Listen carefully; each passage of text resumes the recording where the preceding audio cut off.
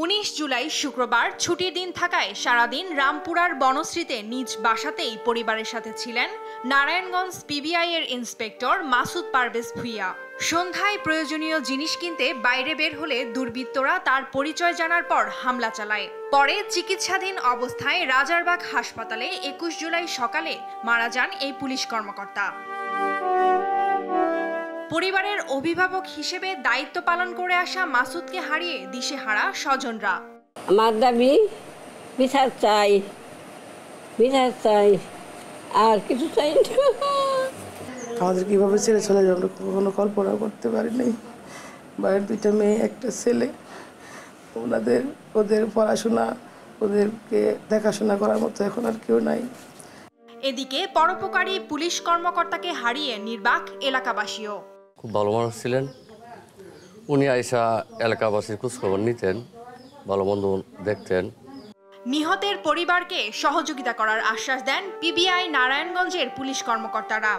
আমরা সহকর্মী হিসাবে আমরা আমাদের সবচেয়ে ভালো একটা মনের মানুষ এবং ভালো একটা পুলিশ অফিসারকে হারিয়েছি। এ কারণে আমাদের পুলিশ সুপার স্যার সহ আমরা যারা সহকর্মী আছি সবাই আমরা মর্মাহত।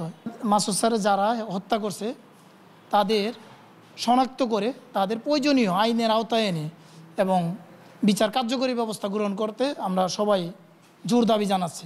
আমাদের পুলিশ ডিপার্টমেন্ট থেকে, পুলিশ হেডকোয়ার্টার্স থেকে যে আমাদের যে নিয়ম আছে সেই নিয়ম অনুসারে যা যা সহযোগিতা পাওয়ার সেগুলি সে অবশ্যই পাবে।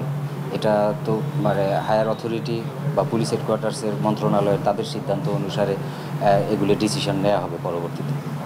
এদিকে দুষ্কৃতিকারীদের হামলায় 3 পুলিশ সদস্য সহ এক আনসার সদস্য নিহতের কথা জানান স্বরাষ্ট্রমন্ত্রী। 3 জন পুলিশ, একজন আনসার শাহাদাত বরণ করেছেন, একজন পুলিশ মৃত্যু মুখে। আমাদের এক পুলিশ সদস্যকে মেরে তারপর তাকে ঝুলিয়ে রেখেছেন। 21 জুলাই ময়মনসিংহে পারিবারিক কবরস্থানে দাফন করা হয় মাসুদ পারভেজ ভুঁইয়াকে। নিউজ ডেস্ক, দেশ টিভি।